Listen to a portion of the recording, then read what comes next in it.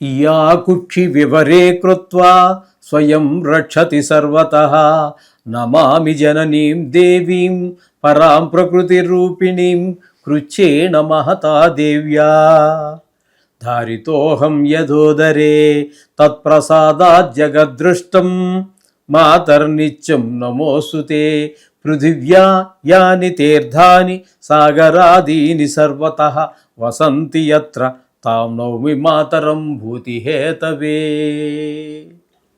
మాతృదేవో భవ పితృదేవో భవ.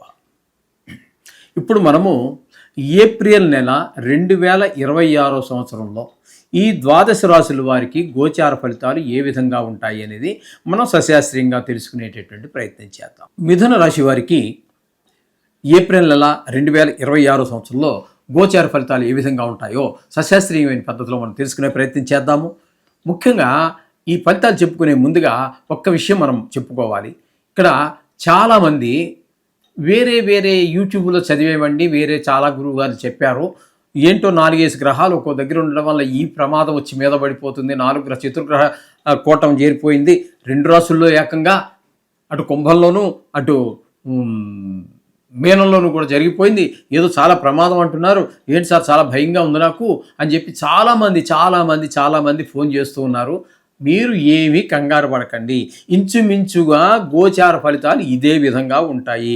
ఎందుకంటే వీటి ఓర్బిట్లు చాలా అంటే కక్ష్య, ఇవి తిరిగేటటువంటి కక్ష్య అనేటటువంటిది రవికి బుధుడికి ఇంచుమించుగా 4 రోజులైతే, కుజుడికి శుక్రుడికి నెల 15 రోజులైతే, ఈ విధంగా చాలా దగ్గర కక్ష్యలు ఉంటాయి. కాబట్టి ఇంచుమించుగా గోచారంలో ఎప్పుడు ఈ 4 గ్రహాలు కలిసి కానీ రెండు రాశుల్లో కలిసి ఉండటం కానీ, ఒక రాశిలో కలిసి ఉండటం కానీ, మధ్యలో సంక్రమణలు మార్పు చెందుతుంటాయి. కాబట్టి ఆ విధంగా జరుగుతూనే ఉంటుంది.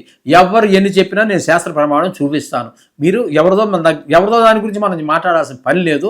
మీకు ఖచ్చితంగా ఇది నమ్మండి. మీకు ఏమైనా డౌట్ ఉంటే శాస్త్రం కూడా చూపించడానికి కూడా ఛాలెంజ్. ఈ 4 గ్రహాలు ఏదో వచ్చి ఆకాశం విరిగిపోయి మన నెత్తిని పడిపోదు, ఈ భూమి బద్దలైపోదు. అది మేదినీ జాతకానికి సంబంధించి కొన్ని ఉంటాయి. అది ఈ 4 గ్రహాలు కూడా కాదు, అవి కూడా ఇవి ఇంచుమించుగా ఇలాగే ఉంటాయండి. ఎన్ని సంవత్సరాలైనా ఇలాగే ఉంటాయి, ఎన్ని రాసులైనా కూడా ఇలాగే ఉంటాయి. ఇది ఖచ్చితంగా మీరు నమ్మాలి. మీకు కావాలంటే ఎవరన్నా కాస్త పరిజ్ఞానం ఉన్నాళ్ళు వస్తే నేను చూపిస్తాను, ప్రూఫ్ చూపిస్తాను. అర్థమైందండి? అందుచేత అవన్నీ చూసి మీరు భయపడవద్దు. ఈ శాస్త్రాలు ఉన్నది మిమ్మల్ని భయపెట్టడానికి కాదు. అలాగని చెప్పేసి లేనివేవో చెప్పేసి 1,00,000 వస్తాయి, కోట్లు వస్తాయి, స్త్రీ వస్తుంది, ఇలా లేనిపోనివన్నీ చెప్పి మిమ్మల్ని మభ్యపెట్టి మిమ్మల్ని భ్రష్టులు పట్టించడానికి కాదు, మిమ్మల్ని భయపడడానికి కాదు. దీనివల్ల జరిగేది జరుగుతుంది, జరగదు. ప్రభావం తగ్గించుకోవడానికి ఏం చేయాలి? ఒకవేళ ఏం లేదండి అక్కడ గొయ్యి ఉంది, మనం చూసుకుని నడిస్తే ఆ గోతులో పడకుండా తప్పించుకెళ్తాం, చూడకుండా వెళ్తే గోతులో పడతాం, ఇంతే. అంతకు మించి దీని గురించి ఏదో ఆలోచించేసి బెంగెట్టేసుకుని ఇట్లాంటివి ఏం అవసరం లేదండి. మీరు ధైర్యంగా ఉండండి, నేను చెప్పింది చెయ్యండి, మీకు సకల శుభాలు కలుగుతాయి. ఇందులో ఏం కంగారు లేదు. కొంచెం దోషం ఎక్కువగా ఉందనుకోండి, కొంచెం హోమము జపాలు ఉంటాయి.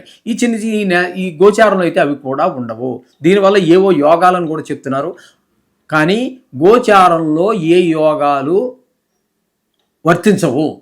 ఏ గ్రహాలు 2 కలిస్తే అది రకరకాల యోగాలు ఉన్నాయండి. గజకేశ్వర యోగం అని, మరొకటి చంద్రమంగళ యోగం అని, ఇట్లా ఏ ఉన్నప్పటికీ అవి ఏవి కూడా గోచారంలో వర్తించవు. అవన్నీ జాతకానికి మాత్రమే. అంత ఖచ్చితంగా చెప్తున్నాను. నేను చదివినంత వరకు, నా పరిజ్ఞానం సహకరించిన మేరకు దాన్ని చూపించడానికి కూడా నేను సిద్ధంగా ఉన్నాను. ఓకే, ఇప్పుడు ఇకపోతే ఈ మిథున రాశి వారికి జన్మంలోనే గురువు యొక్క సంచారం జన్మంలో శుభ ఫలితములు ఇవ్వజాలదు. మనకి ఆ మనిషికి ఈ మిథున రాశి వారికి ఏమవుతుందంటే, గోచారం ఇక్కడ సంచరించటం వల్ల ఇదే పరమార్థంగా తీసుకోవద్దండి. మీ వ్యక్తిగత జాతకమే మెయిన్ అవుతుంది. అది బాగుంది అనుకోండి, దీన్ని పట్టించుకోవాల్సిన పని కూడా ఉండదు. ఇక్కడ జన్మల్లో గోచార గురువు ఉండటం వల్ల ఏమవుతుందంటే, మన మనసు చెడు ఆలోచనల వైపు, చెడు ప్రవర్తన వైపు ఆకర్షితులవుతూ ఉంటుంది. ఇకపోతే వీరికి తృతీయంలో కేతు, ఈ తృతీయంలో కేతు అనేటటువంటిది చాలా సహకారం అందిస్తూ ఉంటుంది. మనకి తెలుసున్నవారు, తెలియనివారు, ఉద్యోగ స్థలాల్లో, వ్యాపార స్థలాల్లో, వ్యవసాయ స్థలాల్లో, మన కుటుంబంలోనే, మన ఇంటి చుట్టుపక్కల అందరూ కూడా మీకు సహకరిస్తూ ఉంటారు. ఏది అడిగినా ఇవ్వటము, మాట సహాయం కావచ్చు, ధన సహాయం కావచ్చు.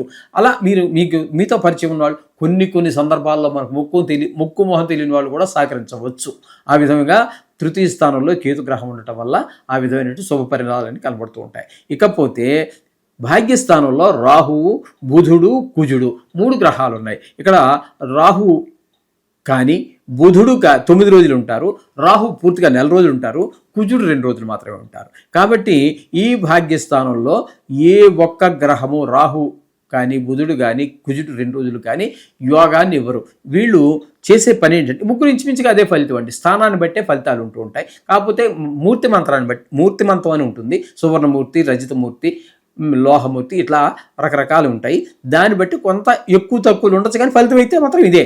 అది దాని సైజు పెరగటమా తగ్గటం అనేది మూర్తిమంతం మీద ఆధారపడి ఉంటుంది. కానీ ఈ భాగ్యస్థానంలో ఉన్నటువంటి రాహువు కానీ బుధుడు కానీ కుజుడు 2 రోజులు ఉన్నా కానీ వీళ్ళు చేసేదంతా కూడా ఇక గుళ్ళకి గోపురాలకి వెళ్ళాలనుకున్నా వెళ్ళలేని పరిస్థితి. మీరు టికెట్ బుక్ చేయించుకున్న వ్యాపారం అంటే భగవంతుడి యొక్క అనుగ్రహం కూడా మనకి ఉండదు అని అర్థం, అంతకంటే ఏం లేదు.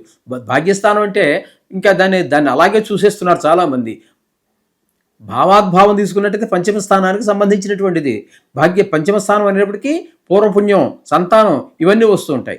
దానికి భాగ్యస్థానం అనేది భావాద్భావం అంచేత ఆ ఫలితాలన్నీ కూడా ఇక్కడ మనకి రావాల్సినటువంటి గుళ్ళు గోపురాలు దేవుడి దర్శించుకొని మన గోడు చెప్పుకొని ఆయనతో ప్రార్థించుకోవడం అవకాశం కూడా కలగకపోవచ్చు. తండ్రి గారి యొక్క ఆరోగ్యం మీద కొంచెం ఇబ్బంది పెట్టే పరిస్థితి ఉండొచ్చు ఈ భాగ్యస్థానంలో 3 గ్రహాల వల్ల.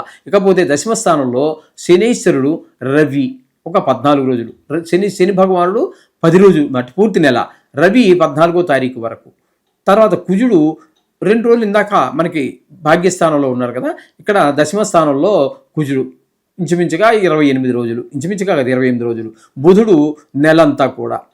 బుధుడు ఇక్కడ అంటే ఇక్కడ 9 రోజులు మనకి ఇందాక భాగ్యస్థానంలో ఉన్నారు, ఇక్కడ దశమ స్థానంలో మిగతా అంటే 9 రోజులు పోతే 21 రోజుల పాటు ఇక్కడ సంచారం చేస్తున్నారు.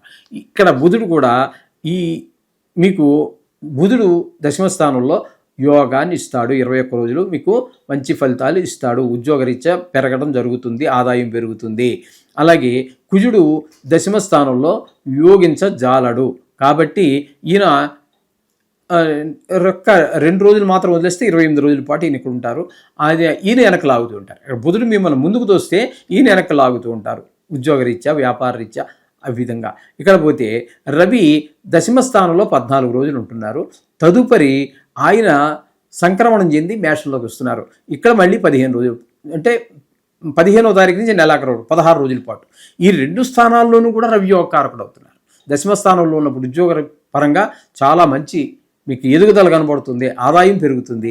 అలాగే ఏకాదశి స్థానంలో కూడా 16 రోజులు ఉంటున్నారు కాబట్టి అక్కడ కూడా అది లాభం. అది ఆర్థికపరమైనటువంటి ఇబ్బందులు ఏమీ ఉండవు. అలాగే ఏ పని మొదలెట్టినా పూర్తి చేయగలుగుతారు. అంటే రవి పూర్తిగా నెలంతా మీకు అనుకూలురే, బుధుడు మీకు అనుకూలురే అంటే ఇక్కడ మనకి దశమ స్థానంలో ఉన్నప్పుడు. అలాగే శని భగవానుడు దశమ స్థానంలో ఉన్నప్పుడు ఈయన వెనక్కి లాగుతాడు. అక్కడ కొన్ని వృత్తిపరమైన అడ్డంకులన్నీ కలిగిస్తూ ఉంటారు శని భగవానుడు.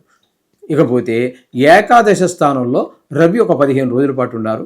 ఇక్కడ శుక్రుడు కూడా 19వ తారీఖు వరకు ఉంటారు. ఇక్కడ ఈ ఏకాదశ స్థానంలో ఈ 2 కూడా రవి శుక్రులు 2 కూడా అంత ఏ వ్యవహారం మొదలుపెట్టినా అందులో మీరు విజయం సాధిస్తారు. ఈ విధమైన ఫలితాలు రవి శుక్రుడు ఇస్తున్నారు. ఏకాదశి స్థానంలో మీకు ధనానికి లోటు లేకుండా చూస్తారు. అంటే రవి 15 రోజులే, ఈయన శుక్రుడు 19 రోజులు. తదుపరి ఈ శుక్రుడు 20వ తారీఖు నుంచి ఇక్కడ మీకు వ్యయస్థానంలో, శుక్రుడు వ్యయస్థానంలో కూడా శుభ ఫలితాలు ఇచ్చేటటువంటి గోచార రీత్యా ఒక్క శుభుడు మాత్రమే. ఆయన కూడా మీకు ఏకాదశి స్థానంలోనూ ద్వాదశంలోనూ ఉన్నారు కాబట్టి పూర్తిగా శుక్రుడు అనుకూలుడు. అలాగే రవి పూర్తి అనుకూలుడు. ఇక ఏకాదశి స్థానంలో అనుకోండి, బుధుడు కూడా మీకు 10వ స్థానంలో ఉన్నారు కాబట్టి ఆయన కూడా మీకు అనుకూలమైన ఫలితాలే ఇస్తూ ఉన్నారు. కాబట్టి ఈ రాశి వారికి కేతు అనుకూలంగా ఉన్నాడు. ఇన్ని గ్రహాలు, ఎక్కువ గ్రహాలు మీకు అనుకూలత కనిపిస్తూ ఉన్నది కాబట్టి ఈ రాశి వారికి ఏ విషయంలోనైనా ముందుకు వెళ్ళచ్చు ధైర్యంగా అనేటువంటి విషయాన్ని మీరు గుర్తించండి. ఏమైనప్పటికీ కూడా కొన్ని గ్రహాలు ప్రతికూలత ఉంటుంది. మీరు నవగ్రహాలని మర్చిపోకండి. మీకు అది భాగం, ఒక జీవితంలో ఒక భాగము, మీ పూజలో ఒక భాగము. మీ జీవితంలో మీరు భోజనం ఎలా చేస్తున్నారు, టిఫిన్ ఎలా చేస్తున్నారు, ఎలా పడుకుంటున్నారు, అట్లాగే ఒక్క 2 నిమిషాలు 3 నిమిషాలు కేటాయించండి. మీకు ఈ దోషాలు చాలా వరకు ఉపశమిస్తాయి. కొంతవరకు మీరు ఈ బాధ నుంచి బయటపడవచ్చు.